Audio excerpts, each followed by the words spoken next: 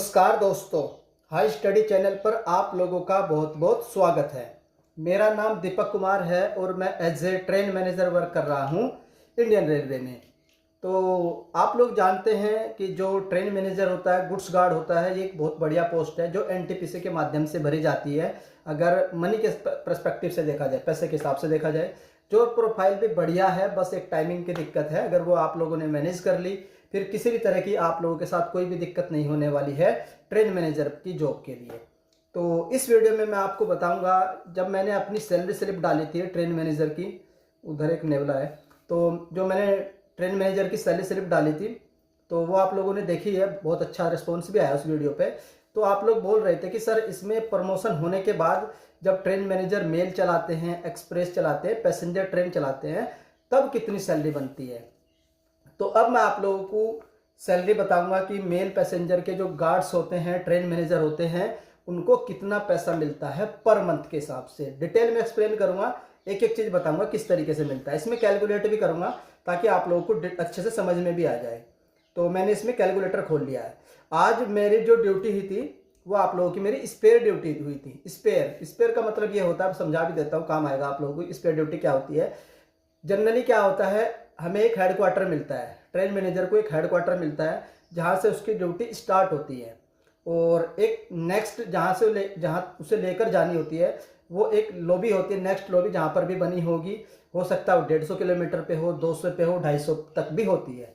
तो उस लॉबी तक हमें अपनी गाड़ी को लेकर जाना होता है। तो ये रहता है, फिर वहाँ से गाड़ी लगती है, वापस से हेडक्वार्टर आ जाते हैं। तो इस तरीके से हमारा शेड्यूल चलता है।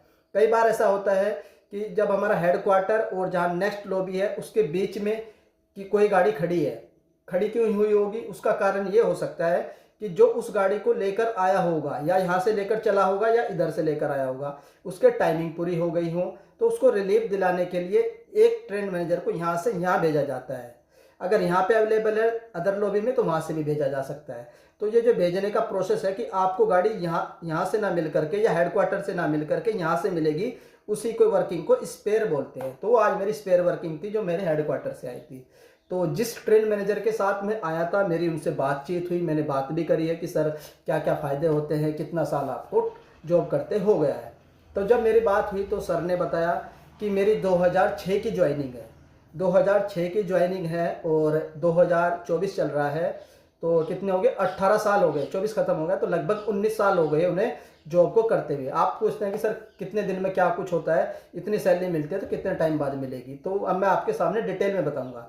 तो 2025 चल रहा है, 19 साल हो गए हैं उनको जॉब करते हुए, और वो भी डायरेक्ट रिक्रूटमेंट के माध्यम से आए थे जो एनटीपीसी के माध्यम से होती है।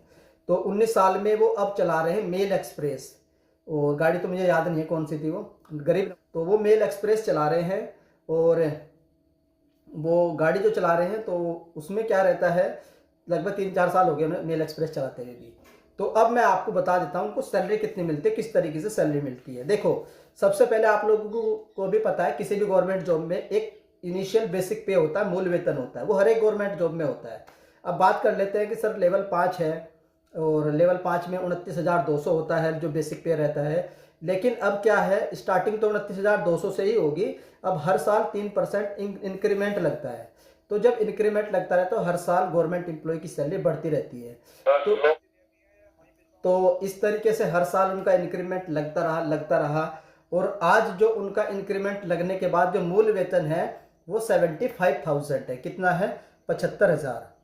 तो ये हो गया 75,000 मूल वेतन जो बेसिक पे रहता है। ये बेसिक है जो हर साल इंक्रीमेंट लगता रहा। 29,200 से स्टार्ट किया और 19 साल हो गए वर्किंग करते हुए, तो इतना उनका बेसिक हो चुका है। कितना, 75,000।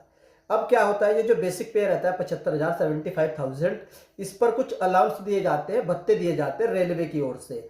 सबसे पहला भत्ता आता है महंगाई भत्ता, डियरनेस अलाउंस, जो हर साल बढ़ता रहता है महंगाई के हिसाब से, वो रिवाइज करती रहती है गवर्नमेंट ऑफ इंडिया। इस समय कितना चल रहा है, तो 53% चल रहा है, 53%। अब ये किसका दिया जाएगा, बेसिक का। बेसिक कितना, 75,000। तो 75,000 का जब मैं निकालूंगा कितना, 53%, तो कितना आएगा मैं बता देता हूँ। 75,000 इंटू 0.53, ये आ गया हमारा 39,750। अब क्या रहता है, जो रनिंग की जॉब रहती है उनमें बेसिक का जो हम निकालते हैं 53%, उसका भी 30% एक्स्ट्रा दिया जाता है। 75,000 बेसिक, 75,000 का 53% निकाला 39,750। अब ये जो 39,750 है इसका 30% एक्स्ट्रा दिया जाएगा, तो इसका 30% निकाल देता हूँ।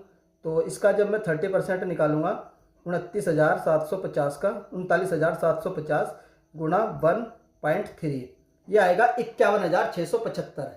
तो ये आप लोगों का हो गया।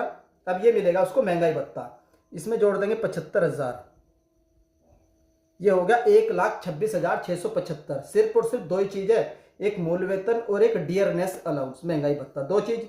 तीसरी चीज आती है एचआरए का, जो अगर क्वार्टर नहीं लेते तो गवर्नमेंट ऑफ इंडिया एचआरए देती है। एचआरए भी दिया जाता है 10%, 20%, 30%। किसका? बेसिक का। बेसिक कितना है? 75,000। तो ये हो गया 1,26,000, मैं लिख देता हूँ 1,26,675। अब क्या है इसमें? अब इसमें हमारा एचआरए जोड़ेंगे। एचआरए है 30%, सबसे ज़्यादा दिल्ली में 30% है। तो बेसिक कितना? 75,000। तो 75,000 का हो गया हमारा 30% निकालेंगे हम, तो ये हो गया 22,500।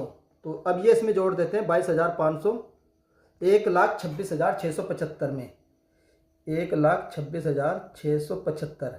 तो ये हो गया आप लोगों का 1,49,175 रुपया, 1,49,175 रुपया हो गया आप लोगों का। तीन चीज मिला दी, बेसिक, डियरनेस अलाउंस और एचआरए। उसके बाद आप लोगों को क्या दिया जाएगा? माइलेज, जिसके लिए जाने जाते हैं कि पर किलोमीटर गाड़ी कितनी चलती है। तो जनरली मेल एक्सप्रेस का जो लिंक रहता है लगभग 8,000 किलोमीटर चलनी एक मंथ में। तो 8,000 रेट कितने का? 5 का मान लीजिए, 4.7 है हमारा, तो उनका 5 का होगा। तो 8 पंजे 40,000 ये हो गए, 40 ये जोड़ दो इसमें। तो 1,49,175 प्लस के 40,000 ये हो गए 1,89,000। उसके बाद इसमें आप लोगों का टीए भी दिया जाएगा, ट्रैवलिंग अलाउंस, और टीए के बाद नाइट ड्यूटी भी मिलेगी। तो कम से कम 10-15,000 और मान लीजिए। अगर मैं इसमें 15,000 और जोड़ूं तो ये होगा 2,04,000। लेकिन उनकी जो कुछ और भी एक्स्ट्रा बेनिफिट्स होंगे, इसमें कुछ और एक्स्ट्रा बेनिफिट्स भी होंगे, एक दो अलाउंस और होंगे जो मुझे याद नहीं आ रहे हैं अभी। और कई बार हम सैलरी पूछनी भी नहीं चाहिए किसी से, वो तो मैं बस थोड़ा सा पूछ लिया सर को, थोड़ा सा आइडिया लेने के लिए। तो अप्रोक्सीमेटली माना जाए 20 साल बाद जो सैलरी बन रही है इन हैंड 2 लाख आ रही है। किसकी? गुड्स नहीं, पैसेंजर या मेल एक्सप्रेस ट्रेन मैनेजर। कितनी? 2 लाख। तो पैसा देखिए आप लोग कितना आता है। और अब क्या है, जो आज से 20 साल बाद जो मेल एक्सप्रेस चलाएंगे उनकी सैलरी तो आप लोग इमेजिन भी नहीं कर सकते। इवन 3, 3.5, 4 तक भी जा सकती है, क्योंकि तब तक 3 पे कमीशन लग चुके होंगे। तो सैलरी के मामले में कोई कंपैरिजन नहीं है इस जॉब का, मैं बता देता हूँ। मेहनत करिए, समय है आप लोगों के पास, 2 से ढाई महीने का टाइम है, लग जाइए। एनटीपीसी में सबसे ज़्यादा पोस्ट भी आप लोगों के ट्रेन मैनेजर की है। तो मेहनत करिए, आपको एक जॉब रेलवे में ज़रूर मिलेगी अगर आप लोग दिल से मेहनत करोगे। एनटीपीसी के एग्ज़ाम डेट मैंने बताई रखी है। बाकी मैं एक सैलरी स्लिप लेकर भी आऊँगा, जिसमें दिखा भी दूंगा मैं किसी की अगर मुझे मिलती है, क्योंकि जनरली कोई देता नहीं है सैलरी स्लिप। और यूट्यूब पे आपने देखा भी होगा, कहीं पर भी अवेलेबल नहीं है। ये तो मैंने आपको बता दिया, जैसे मेरी बात हुई थी कि इस समय एक गुड्स के जो हमारे मेल एक्सप्रेस चलाते हैं, जो ट्रेन मैनेजर होते हैं, उनको कितना पैसा मिलता है। एक मोटा मोटा आइडिया आप लोगों के पास है, 2 लाख पर मंथ। बस इससे ज़्यादा मोटिवेशन आपको कहीं नहीं मिलेगा।